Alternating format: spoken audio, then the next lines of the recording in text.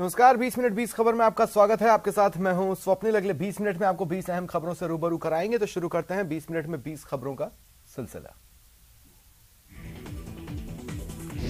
नरेंद्र को गढ़ने रचने वाली मां नहीं रही। प्रधानमंत्री नरेंद्र मोदी की मां हीराबा शुक्रवार सुबह 9:26 पर पंचतत्व में विलीन हो गयीं। नरेंद्र मोदी ने उन्हें मुखाग्नि दी। अंतिम सफर के दौरान वो मां का पार्थिव देह को कंधे पर लेकर गांधीनगर स्थित घर से निकले। यात्रा के दौरान वो शव वाहन में ही पार्थिव देह के करीब बैठे रहे। हीराबा मोदी का शुक्रवार तड़के 3:30 बजे UN मेहता अस्पताल में निधन हुआ। वो 100 साल की थी। मंगलवार देर रात सांस लेने में तकलीफ होने के बाद उन्हें अस्पताल में भर्ती कराया गया था। मोदी ने खुद ट्वीट के जरिए उनके निधन की जानकारी दी। इसके बाद वो सुबह 7:45 पर अहमदाबाद पहुंचे। यहां से वो सीधे गांधीनगर के रायसड़ गांव में भाई पंकज मोदी के घर गए। पार्थिव देह यहीं रखी गई थी। मोदी के पहुंचते ही अंतिम यात्रा शुरू हुई। सेक्टर 30 स्थित शमशान घाट में अंतिम संस्कार किया गया। भक्ति, तपस्या और कर्म की त्रिवेणी हीराबा के निधन पर तमाम नेताओं ने गहरा दुख जताया है।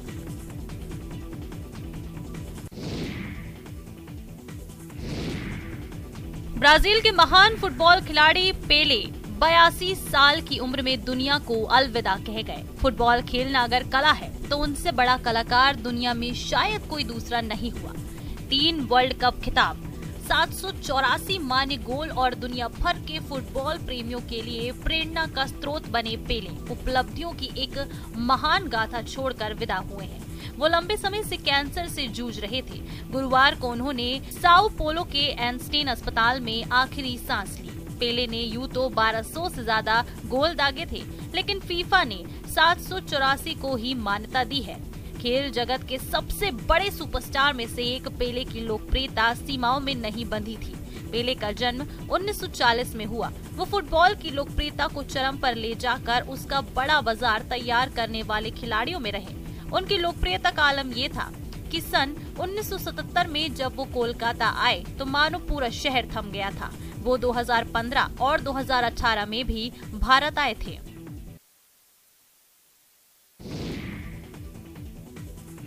स्पीड में आती हुई कार रेलिंग से टकराकर शोलों में बदल जाती है, लेकिन ऊपर वाले का करम देखिए कि कार सवार की जिंदगी बच जाती है।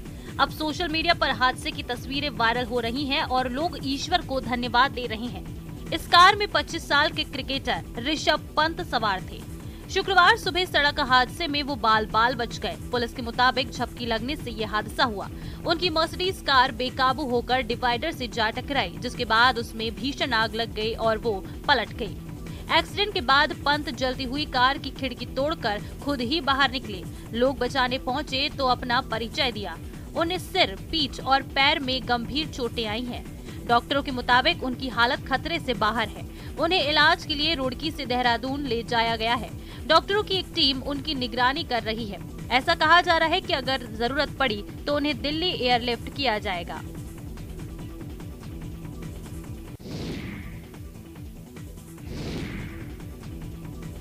MP के नरसिंहपुर में पालतू कुत्ते की वजह से पड़ोसी ने पड़ोसी युवक को मौत के घाट उतार दिया।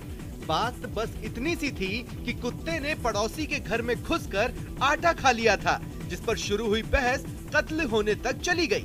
कुत्ते के मालिक ने पड़ोसी पर धारदार हथियार से हमला कर न सिर्फ उसकी हत्या कर दी, बल्कि उसके परिजनों को भी घायल कर दिया। मिली जानकारी के मुताबिक ग्राम रामखिरिया गोरबड़ा में धर्मू पटेल और कोदूलाल मेहरा का घर आसपास है। 4 दिन पहले धर्मू का पालतू कुत्ता कोदूलाल के घर में घुस गया और घर में रखा आटा खा लिया। इस बात पर कोदूलाल ने धर्मू को उल्हाना दी। घटना के बाद दोनों के बीच कहासुनी हो गई। बुधवार रात इसी बात को लेकर कोदूलाल ने ताना मारा तो गुस्से में धर्मू कुल्हाड़ी लेकर आया और कोदूलाल पर हमला कर दिया। कोदूलाल को कुल्हाड़ी लगते देख उसकी बहू रुक्मणी बीच बचाव को आई। धर्मू ने उसे भी घायल कर दिया। इसी दौरान राम सिंह ने भी कोदूलाल को बचाने की कोशिश की तो धर्मू ने उसे भी घायल कर दिया। घटना की सूचना मिलते ही मौके पर पुलिस पहुंची। तीनों घायलों को लेकर जिला अस्पताल आई, जहां डॉक्टर ने कोदूलाल को मृत घोषित कर दिया।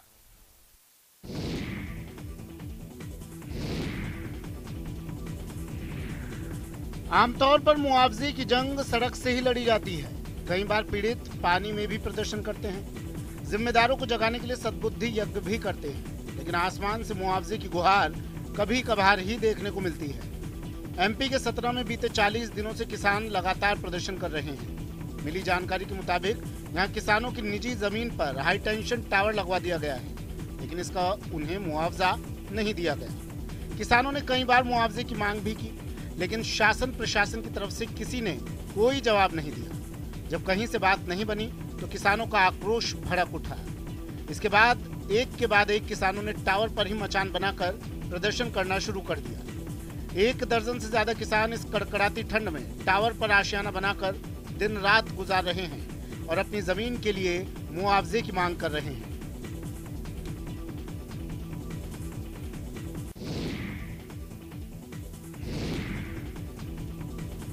झारखंड के गुमला में जंगली हाथियों का उत्पात जारी है।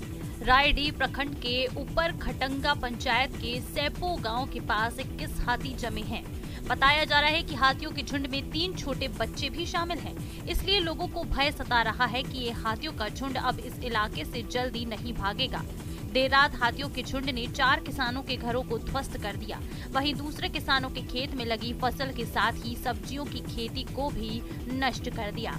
हाथी खेत में लगी फूल गोभी, पत्ता गोभी, टमाटर, मटर, आलू और धान की फसल को खाकर खेत बर्बाद कर रहे हैं। हाथियों के उत्पात से लोग दहशत के साए में रहने को मजबूर हैं। आपको बता दें कि 5 दिन पहले 21 जंगली हाथियों का झुंड छत्तीसगढ़ होते हुए रायडीह पहुंचा है। लोगों ने हाथियों को भगाने के लिए वन विभाग से मदद की गुहार लगाई है। वहीं वन विभाग ने ग्रामीणों को हाथियों से दूर रहने की सलाह दी है।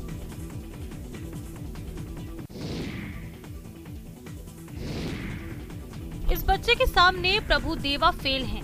सलमान और ऋतिक पानी भरते हैं। डांस मूव्स देखकर अच्छे चकरा जाते हैं, लेकिन ये जानने के बाद आप हैरान रह जाएंगे कि डांस के मूव्स इसे किसी ने सिखाए नहीं हैं। वीडियो में डांस कर रहे बच्चे का नाम रंगीला कुमार बिरोहर है, जो हजारीबाग के बरकट्ठा प्रखंड का रहने वाला है। ये बच्चा अपनी मां का इलाज कराने सदर अस्पताल आया। इस बीच वो अपने डांस और बातों से सबका दिल जीत रहा है। ये बच्चा अस्पताल परिसर में लोगों के बीच चर्चा का विषय बना हुआ है। जब भी इस बच्चे को मौका मिलता है, तब अपने डांस का अभ्यास करना ये शुरू कर देता है और वहाँ लोगों की भीड़ लग जाती है। रंगीला कुमार बिना मोबाइल और टीवी में डांस देखे किसी भी गाने की बीट पकड़कर तुरंत शानदार डांस कर सकता है। रंगीला एक डांसर बनकर अपने माता पिता का नाम रोशन करना चाहता है। वहीं रंगीला के डांस का वीडियो इन दिनों जिले में खूब वायरल हो रहा है। लोग इस बच्चे की प्रतिभा के कायल हो रहे हैं और इससे मुलाकात करने हजारीबाग सदर अस्पताल पहुंच रहे हैं।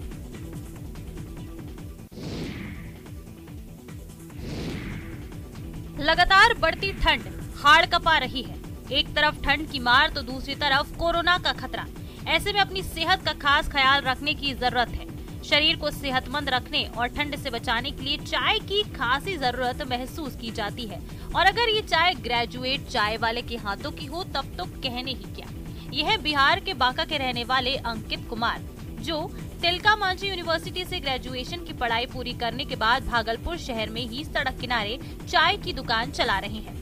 अंकित के पिता किसान हैं। घर की आर्थिक स्थिति ठीक नहीं होने के कारण अंकित मजबूर होकर चाय की दुकान चलाते हैं। शहर के कचहरी चौक स्थित ट्रैफिक सिग्नल के बगल में फुटपाथ के किनारे अंकित की चाय की दुकान है।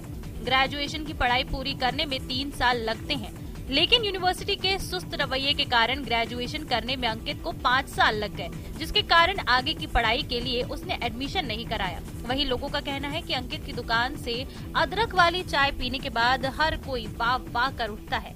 लोग इनकी चाय को पीने यहाँ खिंचे चले आते हैं। ठंड के समय में अदरक वाली चाय लोगों को खूब लुभा रही है। न्यू ईयर पर जैसलमेर सहित प्रदेश भर के टूरिस्ट प्लेसेस पर पर्यटकों का हुजूम उमड़ रहा है, लेकिन स्वर्ण नगरी में सम के मखमली धोरों को आसमान से निहारने का अलग ही मजा है। राजस्थान पर्यटन विकास निगम ने पर्यटकों को नया अनुभव देने के लिए हेलीकॉप्टर जॉय राइड शुरू की है। जैसलमेर में आने वाले पर्यटकों के लिए एक नया एडवेंचर ट्रिप अब जैसलमेर के मखमली धोरों से मिलेगा। इतना ही नहीं, साथ ही साथ अब पर्यटक जो है इसका पूर्ण रूप से लुत्फ भी जो है वो उठा पाएंगे। मैं और तस्वीरें आपको दिखाना चाहता हूं जैसलमेर के मखमली धोरों की, जहां पर पर्यटक जो है इसका लुत्फ उठाएंगे। एक तरफ धोरे, तो दूसरी तरफ जो है यहाँ की सेवन घास, तो कहीं अलग अलग पौधे, और ऊपर का जो नजारा है वो हर किसी को मंत्र मुग्ध करने वाला है। ये तस्वीरें साफ बयां करती है कि अब जैसलमेर का पर्यटक किस तरह जो है वो इसे निहार पाएगा, और लगातार जो है वो जैसलमेर आने वाले पर्यटकों के लिए एक और नई एक्टिविटी ऐड हुई है। श्रीकांत व्यास, न्यूज़ 18, जैसलमेर। सिर पर फुटबॉल रखकर बाइक चलाना, और वो भी 40-50 किलोमीटर तक, हैरान करता है ना। देखने वाले का हैरत में पड़ना लाजमी भी है। अब इस अनोखे फुटबॉलर को जान लीजिए। रिटायर्ड सूबेदार मेजर आजाद सिंह शेखावाटी इलाके के झुंझुनू जिले के रहने वाले हैं। उदयपुर वाटी उपखंड के बड़ा गांव के रहने वाले आजाद सिंह 1988 में 17 साल की उम्र में सेना में भर्ती हुए और 2018 में सेवानिवृत्त हो गए। आजाद सिंह के पिता नवल सिंह वॉलीबॉल के खिलाड़ी थे। आजाद सिंह को उन्हीं से फुटबॉल की प्रेरणा मिली। आजाद सिंह ने स्पोर्ट्स में फुटबॉल को चुना। सेना में भर्ती होने के बाद भी फुटबॉल खेलना जारी रखा। रिटायरमेंट के बाद भी फुटबॉल के प्रति उनका जुनून बरकरार है। इन दिनों वो सिर पर फुटबॉल रखकर स्कूटी चलाते हुए गांव-गांव जाकर युवाओं को फुटबॉल खेलने के लिए प्रेरित कर रहे हैं। जो फुटबॉल खेल मैदान में कभी इस छोर कभी उस छोर रहती है, वही फुटबॉल आजाद सिंह के सिर पर आने के बाद घंटों उनके सिर पर टिकी रहती है। सिर पर फुटबॉल को देखकर लगता है जैसे सिर से चिपक गई हो। फुटबॉल के प्रति ऐसी ही दीवानगी के चलते आजाद सिंह शेखावाटी के युवाओं को इस खेल से जोड़ना चाहते हैं। IIT रुड़की के वैज्ञानिकों ने महिलाओं को प्रसव से पहले देखभाल और वास्तविक समय पर चिकित्सा सहायता प्रदान करने के लिए एक मोबाइल एप्लीकेशन स्वस्थ गर्भ विकसित किया है। IIT रुड़की इस ऐप के जरिए 150 गर्भवती का क्लिनिकल ट्रायल कर चुका है। वहीं ऐप पहाड़ के दूरस्थ गांवों में रहने वाली महिलाओं के लिए काफी फायदेमंद साबित होगा। साथ ही जच्चा बच्चा की मृत्यु दर में कमी लाने में मददगार भी बनेगा। इसको तैयार करने में 4 साल का समय लगा है। इसे तैयार करने वाले वैज्ञानिक प्रोफेसर दीपक शर्मा ने बताया कि गर्भवती महिलाओं को आने जाने में दिक्कत न हो और समय पर चिकित्सा मिल सके, इसलिए इस ऐप को तैयार किया गया है। ये ऐप गर्भवती महिलाओं की सहायता के लिए बनाया गया है। हर महिला को कब डॉक्टर के पास जाना है ये सारी जानकारी देता है। कब कौन कौन से टेस्ट कराने हैं वो भी बताता है। वो अपनी कौन सी दवाएं लेनी है उसका मेडिसिन रिमाइंडर भी लगा सकता है ताकि कोई भी दवा मिस ना हो।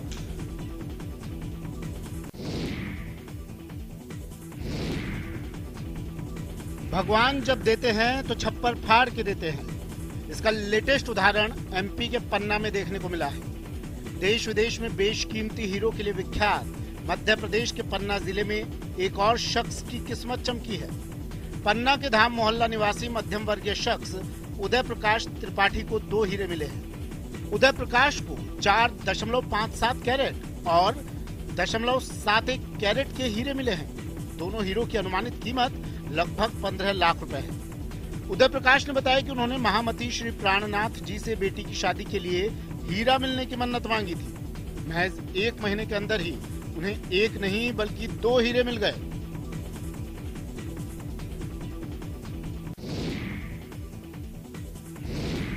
एक कल्याणकारी राज्य की वैसी ही अवधारणा होती है जैसे आपके टीवी स्क्रीन पर नजर आ रही है। सर्द रातों में कलेक्टर जरूरतमंदों की सुध ले रहे हैं, उन्हें कंबल जैसी नितांत बुनियादी चीजें मुहैया करा रहे हैं। दरअसल सर्दी बढ़ने के साथ ही फुटपाथ पर सोने वाले लोगों की मुश्किलें बढ़ने लगी हैं। ऐसे में कोटा कलेक्टर OP बुनकर ने खुले आसमान के नीचे फुटपाथ पर सो रहे लोगों के बीच पहुंचकर उनके हालात जाने और एक संस्था की ओर से कंबल उपलब्ध करवाए। इसके साथ ही उन्होंने खुले आसमान के नीचे सोने वाले लोगों के पास के ही रैन बसेरे में शिफ्ट करवाया। रात में दौरे के समय कलेक्टर के साथ कई पदाधिकारी समाजसेवी भी थे। मिली जानकारी के मुताबिक कलेक्टर बुनकर ने इंदिरा रसोई का भी निरीक्षण किया। उन्होंने तामीरदारों की भोजन की थाली में से खाने का स्वाद भी चखा। पिछले कुछ दिनों से कलेक्टर रात के समय तेज ठंड से आम जनों को बचाने के लिए निकल रहे हैं। गुरुवार रात को 9 बजे से 11 बजे तक शहर का दौरा किया। इस दौरान MBBS हॉस्पिटल, JK लेन हॉस्पिटल, भदना, रंगपुर, भीमगंज मंडी, नायपुरा इलाके में खुले आसमान के नीचे सो रहे लोगों को कंबल बांटे।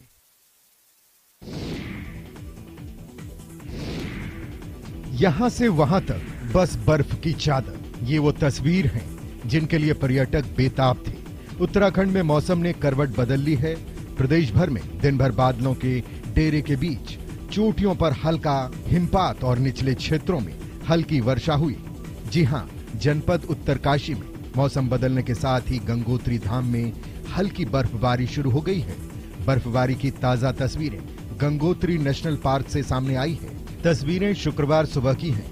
वहीं कड़ाके के ठंड के बीच गंगोत्री नेशनल पार्क के कर्मचारी ड्यूटी पर डटे हुए हैं। उम्मीद जताई जा रही है पूरी घाटी में अच्छी बर्फबारी देखने को मिलेगी। आपको बताते चलें कि नए साल का जश्न मनाने के लिए बड़ी संख्या में पर्यटक उत्तराखंड के पहाड़ों पर पहुंचे थे, लेकिन बर्फबारी न देखकर मायूस हो गए थे। लेकिन गुरुवार देर रात हुई जोरदार बर्फबारी के बाद नजारा देखते ही बन रहा है।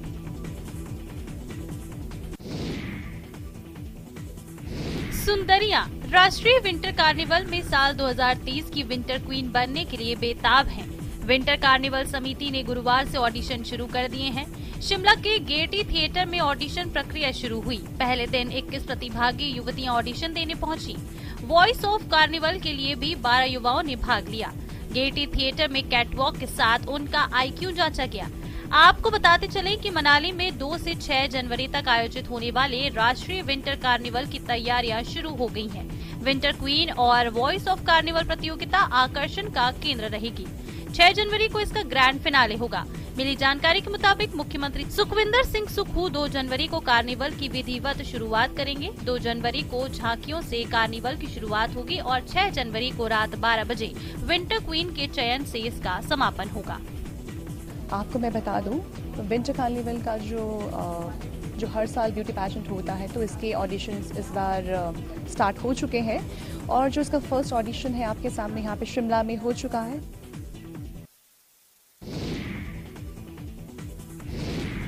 कड़ाही में तैयार हो रही ये वो जलेबियां हैं जिसका स्वाद इसे खाने से लोगों के सिर चढ़कर बोलता है। इसके लाजवाब स्वाद को भूलना मुश्किल ही नहीं, नामुमकिन भी है। जलेबी का सबसे बड़ा आकर्षण यह है कि ये 250 ग्राम का एक पीस है। एक जलेबी खा ली तो खाना खाने की जरूरत खत्म। ये जलेबी आम बाजारों में मिलने वाली जलेबी से बिल्कुल अलग है। देखने में बड़ी होने के साथ स्वाद भी लाजवाब। तभी उदयपुर के बाशिंदे बड़ी शिद्दत से इसका इंतजार करते हैं। शिल्पग्राम महोत्सव में देश के कोने कोने से शिल्पकार, साहित्य प्रेमी और खानपान से जुड़े लोग पहुंचते हैं। जलेबी पूरे महोत्सव में आकर्षण का केंद्र बनी हुई है। हरियाणा के नरेश कुमार की स्पेशल जलेबी का स्वाद लोगों को अपनी ओर खींच रहा है। इसमें मैदा के साथ साथ बेसन, सूजी और देसी घी का इस्तेमाल किया जाता है, जिसके कारण जलेबी का स्वाद और भी लाजवाब हो जाता है। साइज में इतनी भारी भरकम और अंदर से रसीली जलेबी देखकर ही लोगों के मुंह में पानी आ जाता है।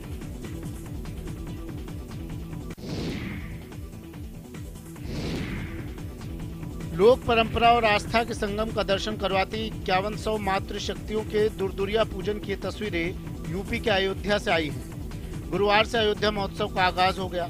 कार्यक्रम का उद्घाटन मुख्य अतिथि भाजपा प्रदेश सह प्रभारी सुनील ओझा ने दीप प्रज्वलन से किया।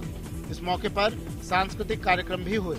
अवसान माता की दुर्दुरिया का ये भव्य कार्यक्रम आयोजित किया जा रहा है, जिसमें जिले के विभिन्न गांवों से, विभिन्न कस्बों से हमारी 5100 महिलाएं लगभग आज उपस्थित हैं। और सबसे बड़ी विशेषता है कि सब एक रंग में है, सभी पीले रंग की साड़ी में है और सभी पूजा की सभी सामग्री हमें यहाँ उपलब्ध कराया गया है। आपको बताते चले, अयोध्या महोत्सव में विख्यात कलाकार अपनी प्रस्तुति से आम जनमानस को भारत की सांस्कृतिक विरासत से रूबरू करवाते हैं। ऐसे कार्यक्रमों से प्रतिभाओं को अपनी प्रस्तुति देने का अवसर मिलता है। कहना गलत नहीं होगा कि अयोध्या महोत्सव ने हमारी लोक संस्कृति और परंपराओं को वैश्विक स्तर पर प्रसारित किया है। अयोध्या महोत्सव का परिवेश भक्ति और आस्था के साथ हमारी सांस्कृतिक मूल्यों को भी परिभाषित करता है। जम्मू कश्मीर के सांबा जिले के नृसिंह मंदिर में श्रद्धालुओं का सैलाब उमड़ रहा है।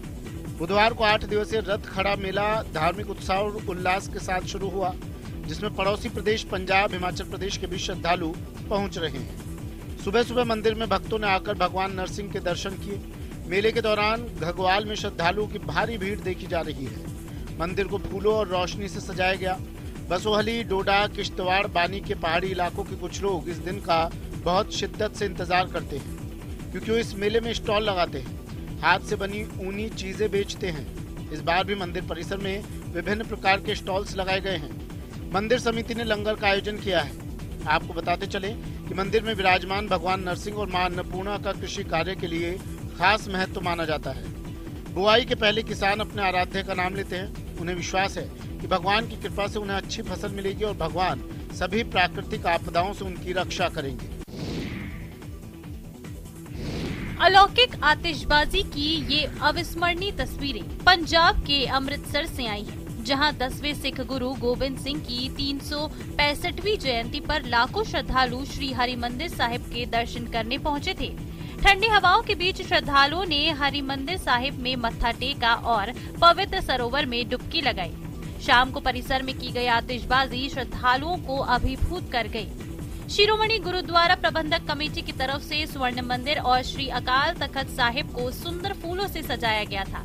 इस दौरान जहां श्री हरिमंदिर साहिब परिसर में नगर कीर्तन निकाला गया, वहीं दूसरी तरफ गोल्डन टेम्पल में जलो भी सजाए गए।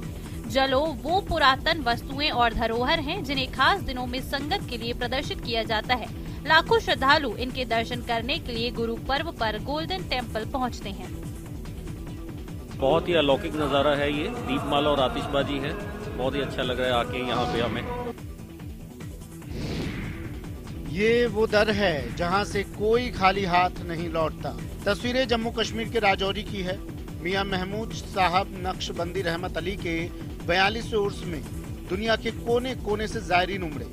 मियां महमूद साहब का उर्स शानो शौकत से मनाया गया। मुरादों की झोली लिए जायरीन यहाँ पहुँचे, इस यकीन के साथ कि मियां महमूद साहब उनके हर गम को पहचानते हैं, सब जानते हैं। इस कोरोना वबा जो मौजूदा फिर इसमें इसके आने के खतरात जो जाहिर हो रहे हैं और कुछ ममालिक में शुरू भी हो चुकी है, उसके वबा से निजात के लिए यहाँ पर बड़ी दुआएं की गई हैं। हजारों की तादाद में लोगों ने यहाँ पहुंचकर हाजिरी लगाई। इस मौके पर अध्यक्ष के तौर पर मौलाना कारी सखावत मुरादाबाद से आए हुए थे। सैकड़ों की तादाद में लोगों ने इस उर्स में पहुंचकर अपनी हाजिरी लगवाई और अमन, चैन और तरक्की की दुआ के साथ ही कोरोना से निजात दिलाने की गुहार लगाई। फिलहाल इतना ही। नमस्कार।